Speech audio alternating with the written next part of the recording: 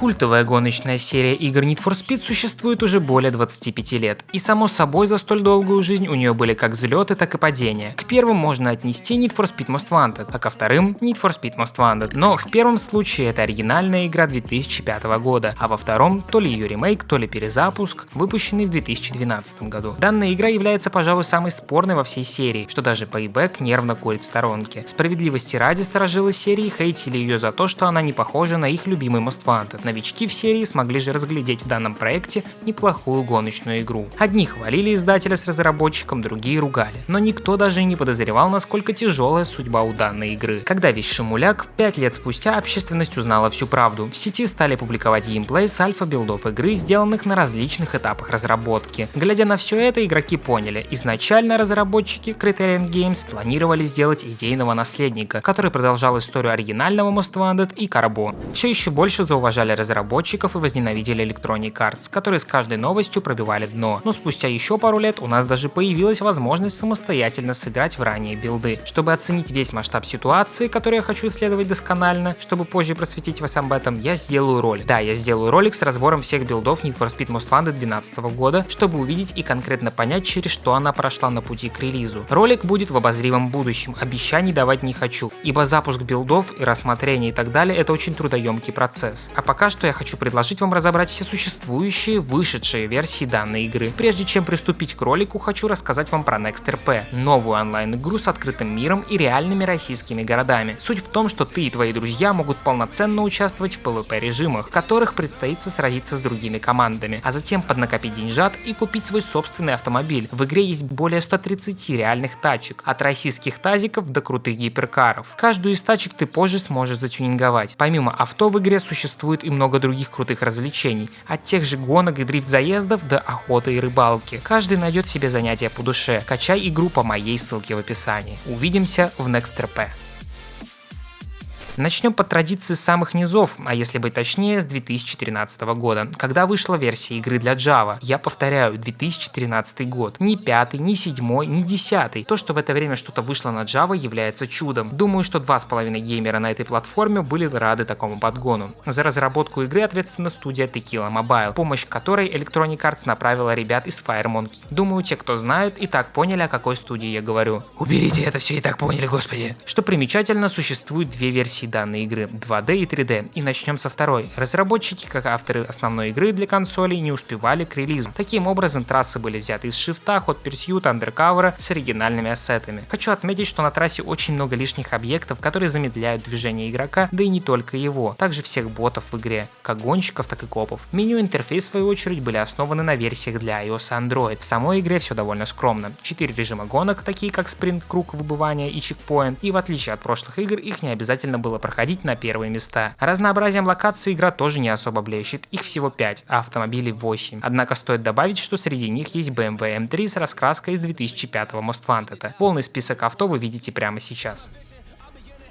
После открытия всех этих автомобилей игра позволяет пройти испытания, доступные отдельно от карьеры, но доступны они лишь для первой 5 автомобилей. Справедливости ради, нововведениями данная игра также может похвастаться. Например, мы можем увидеть карту во время гонки, новый эффект нитро, взятые из смартфона версии фоны. Игра в основном использовала техники из Java Hot Pursuit, поэтому дрифта тут нет. Однако есть замедление времени, и это эксклюзивная штучка, ибо из старшей версии это вырезали. Забавно, что это есть на Java, но нет на ПК. Как игра для таких устройств она вышла неплохой, но все же скучноватой и в какой-то степени однообразной. Стоит отметить, что игре явно не помешала бы оптимизация, так как запустить в стабильном FPS ее можно лишь на эмуляторе, либо на Sony Ericsson. 2D-версия вышла в тот же год, но в отличие от трехмерной игры, данная игра была крайне ужасна. Давайте разберемся. Здесь тоже 8 авто, но других моделей, и самые внимательные могут заметить, что на самом деле новых автомобилей тут нет. Тут используются модельки из других игр серии. К примеру, из 2D-версии Hot Pursuit. Меню здесь жутко баганое, и я не преувеличиваю. Как и 3D, эта игра была слеплена из других частей, но если там это настроили и адаптировали, то тут о таком можно только мечтать. Игру делали до такой степени плохо, что в меню появляется баг, где нам предлагают выбрать роль гонщика или копа, как это было в игре 2010 года. Здешние трассы взяты из Ирана и перенесены на движок Hot Pursuit, и на мой взгляд это смотрится плохо. Чего уж там, игра настоящий Франкенштейн. Это винегрет, слепленный из чего только можно, что даже титры взяты из смартфона версии. Это очень похоже на мега корявый мод для других игр, чем в очередную часть серии. Electronic Arts, видимо, было очень наплевать на данный данный проект.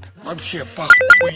И идем, как обычно, по возрастающей. На очереди у нас Android и iOS. Давайте же взглянем, что набудрили электроники тут. Данная игра была разработана 5 студий Fire Monkeys и выпущена в 2012 году. Автопарк здесь довольно солидный и состоит из 55 автомобилей, в придачу к которым идут дополнительные авто Need for Speed Edition, которые имели по 2 дополнительные расцветки и более крутые характеристики. Здесь даже есть машины, которые были вырезаны из основной версии. Hammer H1, Jeep Grand Cherokee и Corvette Stingray.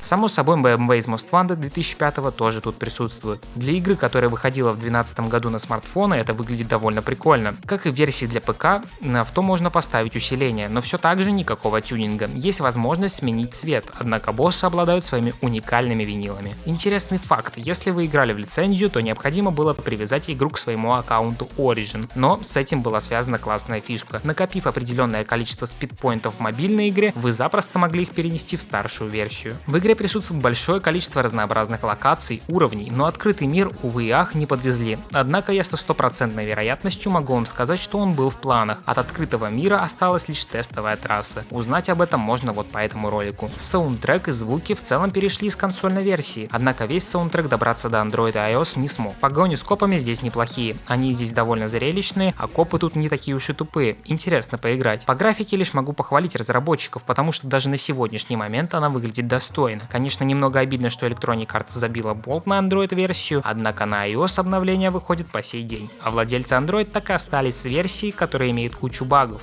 Также еще один интересный факт для новых зрителей. Most Wanted 2012 года для Android и iOS была построена на основе The Run для этих же систем. Такой вывод можно сделать, судя по большому количеству файлов в коде. Подробнее вы можете узнать вот в этом ролике, где мы разбирали все версии Need for Speed The Run. Ссылка на плейлист вообще с разбором всех других игр и не только NFS, например, Grid, я также оставлю в описании. Существуют разные версии именно данной игры в зависимости от региона и операционной системы, и я мог бы сделать вообще отдельный ролик, но я все же расскажу сейчас. Начнем с китайской iOS-версии. Она могла похвастаться красивыми винилами и, внимание, онлайн-гонками, но это единственное достоинство игры. Также была ужасная китайская Android-версия, которая по графике была похожа на Shift, а про донат я вообще молчу, он дико влиял на геймплей и играть становилось противно. Для смартфонов Samsung вышла своя версия, которая имела поддержку геймпада от этой фирмы, а для Porsche 911 была раскраска, символизирующую данную компанию. Версия для Huawei обладала другим саундтреком, а главное, опять же, донатом, который влиял на прохождение. Подробнее вы можете узнать тут. Подводя итог по данной версии, я хочу сказать, что это определенно лучший Need for Speed на смартфонах. Физика, графика, гоночки, музыка, все выполнено на хорошем уровне. Если вы никогда не играли, то бегом качать. Я вас долго уговаривать не хочу. И дальше по факту у нас идут почти идентичные версии, однако все со своими особенностями. Давайте начнем с версии для Vita. И я хочу сказать спасибо Захару и Данису Ктоплей за их помощь в данном ролике. Начнем с графики. Как это часто бывает, тут были удалены многие текстуры, эффекты, урезано разрешение, а на карте пропало очень много различных моделек. И для еще большей оптимизации изменили систему повреждений. Ну вообще не изменили, она вообще просто пропала. Остались вмятины, да и царапины. Потерять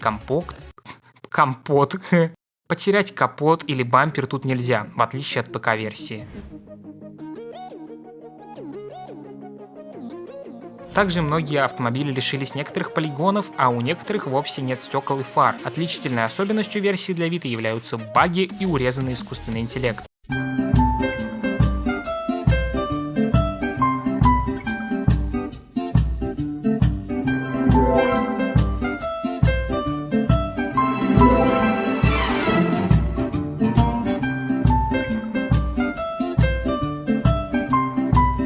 Благодаря которому боты здесь совершенно безбашенные. Я серьезно, они не умеют тормозить и часто с разгона врезаются в стены. Но даже у этой версии был свой эксклюзив. Например, модель Koenigsegg Agera имеет версию закрытой крыши, когда на остальных системах, кроме Java и смартфонов, крыша открыта. Бронированный фургон никогда не устроит за вами погоню, он присутствует только в гонках как заграждение. Были эксклюзивные испытания, однако они крайне короткие, в некоторых местах на карте проблемы с коллизией, можете даже увидеть дырки за картой, которых быть не должно, а в одном месте трафик вообще превышает превращаются в лоурайдеры. Что до багов, то в основном они были в кат-сценах. Например, на одной из них вы могли просто разбиться. Какую-то вообще запороли, а одна генерировала рандомный цвет для авто. Если на ПК с помощью бага накопить 50 лямов спидпоинт, то на Вите они будут 40. Самый бесячий баг — это, пожалуй, неверное количество автомобилей. Если вы собрали все 41, то у вас всегда будет показано 40. Ну и последний, самый, наверное, частый баг случается в погоне с копами. Вам могут поднять уровень розыска при рандомном проезде мимо заграждений. В редких же случаях игра может просто вылететь после длительного противостояния. Ну и немного дополню. Dodge Challenger SRT8 давали за промокод в конфетах, которые были только на территории Америки. Машину можно получить только с читами. А также Ford Focus ST можно было получить только в онлайне, в сингле только с читами. В русской версии были озвучены все модели авто, немного криво и косо, но это было, однако игрой это не используется. Гонщиков на трассе, кстати, всего лишь 4. С одной стороны, это очень обидно, что игра потеряла весь свой шарм. Машина выглядит как хлам.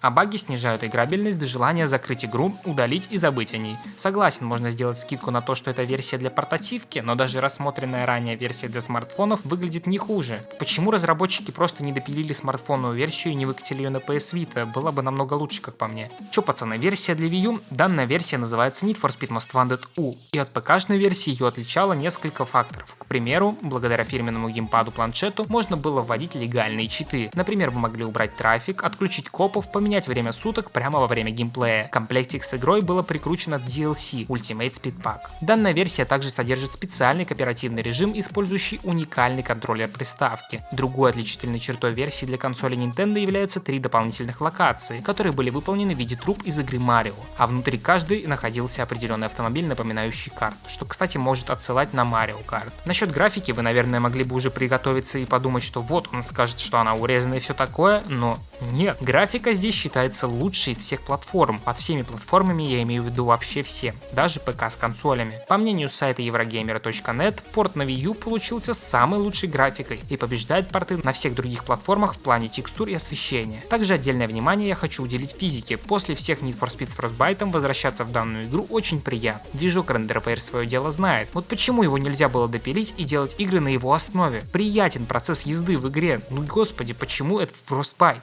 Ну и пришло время поговорить о самой старшей ПК-версии, которая также вышла на PS3, Xbox 360 и ПК. На самом деле как-то странно, обычно версии очень сильно различаются, а тут по факту я уже 3-й раз об одной и той же игре веду разговор. Как я уже ранее упоминал, разработка игры началась в 2011 году, и авторы планировали полноценное продолжение. Однако все это ушло на нет. Жадность издателя заставила Criterion Games вырезать все, что плохо работает или не работает вовсе. Данное решение было принято, чтобы выпустить игру точно в срок, без всяких переносов и дополнительного времени на разработку. Казалось бы, игру поджидал провал, но нет, на удивление критики похвалили игру. Однако сами игроки, в том числе и я в свое время, восприняли проект в штыки. Мол, это какое-то дерьмо, которое не должно носить имя легенды. Однако позже многие распробовали данный продукт. На мой взгляд, данная игра очень хорошая, но ее следовало бы назвать каким-то другим именем после вырезанных фич и сюжетных линий. Из-за этого игра стала заложницей своего названия.